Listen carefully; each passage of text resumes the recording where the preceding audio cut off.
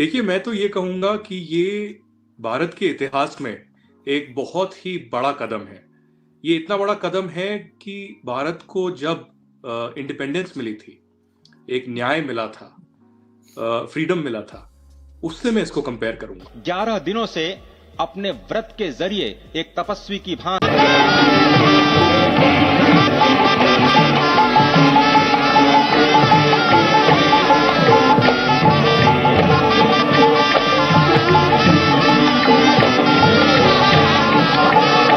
मैं इसको कंपेयर करूँगा पाकिस्तान के साथ जो युद्ध हुए वो भी इससे बहुत छोटे हैं।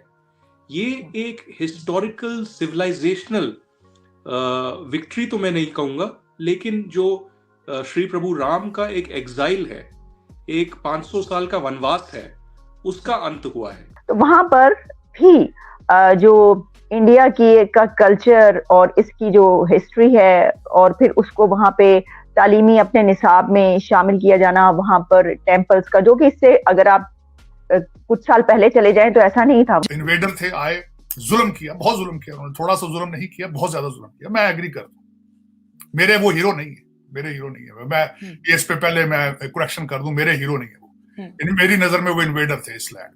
ये एक बहुत बड़ा पिलग्रिमेज सेंटर बनेगा। मुझे लगता है कि हिंदुस्तान में, भारत में ये एक सबसे बड़ा पिलग्रिमेज सेंटर बनेगा जिसमें लाखों श्रद्धालु आएंगे। सियावर रामचंद्र की जय, सियावर रामचंद्र की जय। श्रद्धेय मंच, सभी संत एवं ऋषिगण, सभी राम भक्त, आप सबको प्रणाम, आप सबको राम राम। अपनी सोच पर पुनर्विचार कीजिए। राम आग नहीं है, राम ऊर्जा है। राम विवाद नहीं, राम समाधान है। राम सिर्फ हमारे नहीं है, राम तो सबके हैं। राम वर्तमान नहीं, सिर्फ वर्तमान ही नहीं, राम अनंत काल है। साथियों, आज जिस तरह राम मंदिर प्राण प्रतिष्ठा के इस आयोजन से पूरा विश्व जुड़ा हुआ है। देखिए, मैं तो ये कहूंगा कि ये भारत के इतिहास में एक बहुत ही बड़ा कदम है। ये इतना बड़ा कदम है कि भारत को जब इंडिपेंडेंस मिली थी, एक न्याय मिला था, फ्रीडम मिला था, उससे मैं इसको कंपेयर करूंगा। मैं इसको कंपेयर करूंगा पाकिस्तान के साथ जो युद्ध हुए वो भी इससे बहुत छोटे हैं। ये एक हिस्टोरिकल सिविलाइजेशनल विक्ट्री तो मैं नहीं कहूंगा, लेकिन जो श्री प्रभु राम का एक एग्जाइल है, एक 500 साल का वनवास है, उसका अंत हुआ है।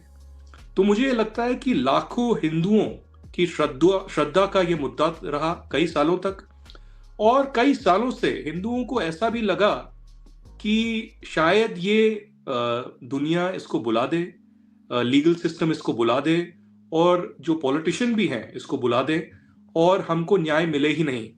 लेकिन कई सालों तक खुद हम कहते हैं, क्योंकि एक भारत के न्याय में, न्यायपालिका में एक चीज होती है जिसे कहते हैं ज्यूरिस्टिक पर्सन, और श्री राम लल्ला जो श्री राम हैं, उन्होंने खुद जो है ये केस लड़ा है।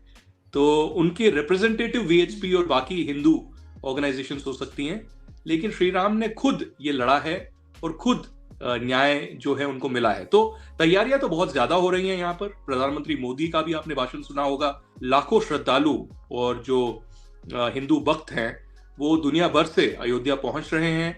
अयोध्या बहुत बड़ा एक पिलग्रिमेज सेंटर रहा है बहुत बड़े सालों से, लेकिन वहां पर इजाजत नहीं थी किसी को अंदर जाने की, क्योंकि एक सबजुडिस मैटर था। और डेवलपमेंट भी अनफॉर्चुनेटली कई सालों से अयोध्या में नहीं हुई। मैं 2 बार अयोध्या गया हूं पिछले 10 सालों में, लेकिन एक दिल को ठेस पहुंचती थी जब भी वहां जाते थे, क्योंकि गली कूचों से आप जाते थे, एक नॉर्मल, एक rural, semi rural, semi urban वहां पर लाइफस्टाइल था, कुछ ज्यादा डेवलपमेंट नहीं हुई थी, एयरपोर्ट नहीं था, रेलवे स्टेशन था लेकिन बहुत ही बुरी हालत में, होटल ज्यादा नहीं थे। तो मुझे लगता है अब जो ये श्री राम जन्मभूमि मंदिर वहां पर बना है अयोध्या में, ये एक बहुत बड़ा पिलग्रिमेज सेंटर बनेगा। मुझे लगता है कि हिंदुस्तान में, भारत में ये एक सबसे बड़ा पिलग्रिमेज सेंटर बनेगा जिसमें लाखों श्रद्धालु आएंगे, और ये एक पिलग्रिमेज टूरिज्म के तौर पे भी आएगा जो अयोध्या की, उत्तर प्रदेश की और भारत की इकोनॉमी में भी बहुत ज्यादा मदद करेगा, क्योंकि दुनिया भर से जो सैलानी हैं, टूरिस्ट हैं और जो पिलग्रिमेज भी करना चाहते हैं, वो जरूर चाहेंगे ये देखना कि अयोध्या में क्या है। श्री राम लल्ला की जो मूर्ति है, आइडल है, उनको वहां पर देखना, निहारना, उनको पूजा करना, तो बहुत ही ऐतिहासिक है। प्रधानमंत्री मोदी ने खुद जो एक प्राण प्रतिष्ठा के कार्यक्रम के लिए एक बहुत रिगरस शेड्यूल, डिसिप्लिन शेड्यूल रखा है। कई दिनों तक वो फास्ट भी कर रहे हैं। वो पूरे भारतवर्ष में अलग अलग मंदिर, तमिलनाडु हो या बाकी जगहें हैं, वहां पर जा रहे हैं, वहां पर सफाई कर रहे हैं, आराधना कर रहे हैं। तो ये एक बहुत ही ऐतिहासिक फैसला है और कई 100 सालों तक जो है इसकी गुनगुनाहट, इसकी वाइब्रेशंस चलती रहेंगी। आज गार्डियन जो कि ब्रिटिश एक पेपर है, उन्होंने भी लिखा है और न्यूयॉर्क पोस्ट ने भी लिखा है कि वहां से मुगलों की हिस्ट्री को निकाला जा रहा है। मैं ठीक है, निकालना चाहिए उनको, मैं समझता हूं। माइनॉरिटी थी, इन्वेडर थे, आए, जुल्म किया, बहुत जुल्म किया उन्होंने, थोड़ा सा जुल्म नहीं किया, बहुत ज्यादा जुल्म किया। मैं एग्री करता हूं, मेरे वो हीरो नहीं है, मेरे हीरो नहीं है। मैं इस पे पहले मैं करेक्शन कर दूं, मेरे हीरो नहीं है वो। मेरी नजर में वो इन्वेडर थे इस लैंड, और जो भी इन्वेडर आता है जुल्म करता है, चाहे वो ब्रिटिश हो, चाहे ये हो, चाहे वो कोई भी इन्वेडर हो, वो आके ओप्रेस करता है। वो इस तरह, वो इतनी आसान बात नहीं होती वो उससे डील करना, उन्होंने किया। बल्कि मैं आपको आज आरजू मैं बड़ी एक और बात बताना चाहूंगा, मैंने अक्सर लोगों को नहीं बताई। मैं भारत बड़ी दफा गया हूं, आज तक ताजमहल नहीं गया। मैं एक दफा सरकारी डेलीगेशन के साथ गया था, सारा डेलीगेशन चला गया था बस में बैठ के, मैंने नहीं, मैं एहतजाजन नहीं गया था। मुझे शाम को वो सारे अमेरिकन टेबल पर बैठे डिनर पे, उन्होंने पूछा कि बड़ी अनहोनी बात है कि इतनी 7th wonder on the planet, हम सब अमेरिका से आके बस में बैठ के तो आगरा गए थे, आज आप नहीं गए। मैंने कहा था मैं एहतजाज के साथ नहीं गया क्योंकि एक मुगल शहजादे ने भारत की गुर्बत का मजाक उड़ाया था, और उसने इतना पैसा उस ताजमहल पे लगाया था कि उस बिल्डिंग के खर्चे के बाद इंडिया बिकेम इतना वीक हो चुका था, ब्रिटिश कॉलोनी बन गया था। और शहजादे का मजाक क्या था? कहते हैं उसने मोहब्बत की निशानी बनाई, साथ ही उसी मोहब्बत की छोटी बहन से शादी कर ली उसने, और उसकी पता नहीं कितनी बीवी थी उसकी, वो पहली बीवी तो थी नहीं उसकी जी। एक में देखे ना, क्या कहते हैं जी मोहब्बत की निशानी है, कौन सी मोहब्बत की निशानी यार? वो पहले किसी और की बीवी थी, फिर इसकी बीवी बनी, फिर इसके उसने मोहब्बत में गया, वो मर गई, एक इतनी बड़ी महंगी बिल्डिंग बना के उसकी बहन से शादी कर ली। नरेंद्र मोदी के 10 सालों में इंडिया की रीबर्थ जो है वो हो चुकी हुई है, और चीजें बिल्कुल एक और, जो पॉलिटिकल डेवलपमेंट्स हैं इंडिया में वो बिल्कुल एक और अंदाज से हैं।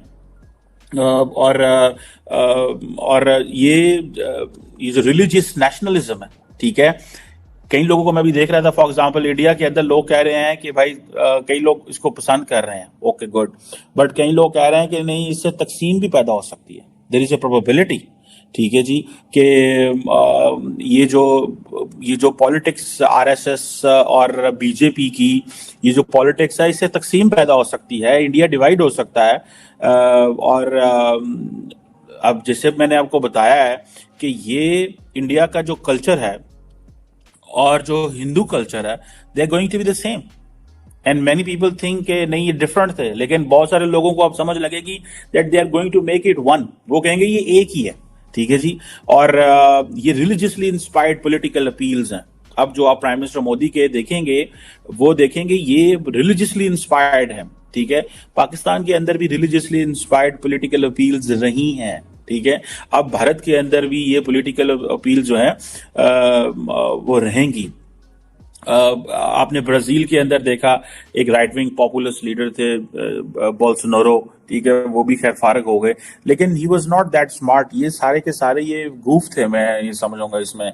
या तो स्मार्ट बंदा इसमें टर्की में निकला है तैयब उर्दगान, या फिर भारत का नरेंद्र मोदी। ही ट्रांसफॉर्म्ड सो स्लोली कि पता भी नहीं चलने दिया, एक्सेप्टेंस भी ले ली, और ट्रांसफॉर्म भी कर लिया। जय हिंद दोस्तों, जैसा आपने वीडियो में देखा कि राम मंदिर की इनॉग्रेशन नरेंद्र मोदी जी ने काफी धूमधाम से की। आपको बता दें कि राम मंदिर की इनॉग्रेशन के लिए अयोध्या को काफी धूमधाम तरीके से सजाया गया। वहीं दूसरी तरफ राम मंदिर की इनॉग्रेशन में भाग लेने के लिए पूरे विश्व भर से साधु संत और सेलिब्रिटी आए हुए थे, जिसे देख करके पाकिस्तानी मीडिया काफी ज्यादा शॉक्ड हो गया। आपको बता दें कि वहीं नरेंद्र मोदी जी ने राम मंदिर की इनॉग्रेशन करने से पहले 11 दिन का उपवास रखा था। वहीं दूसरी तरफ आपको मालूम होगा कांग्रेस, जो कि हमेशा राम मंदिर के खिलाफ में काफी ज्यादा मशहूर रही है और यह आज भी खुश नहीं है। आपको बता दें कि राम मंदिर के खिलाफ में ये वही कांग्रेस है जिसने कभी 22 वकील लगाए थे ताकि राम मंदिर न बन सके, और उन्होंने यह भी बताया कि राम मंदिर काल्पनिक है और यहाँ पे राम मंदिर नहीं बनना चाहिए। और जब उसी जगह पे बीजेपी ने राम मंदिर बनवाया और राम मंदिर की इनॉग्रेशन नरेंद्र मोदी जी ने की, तो कांग्रेस को काफी ज्यादा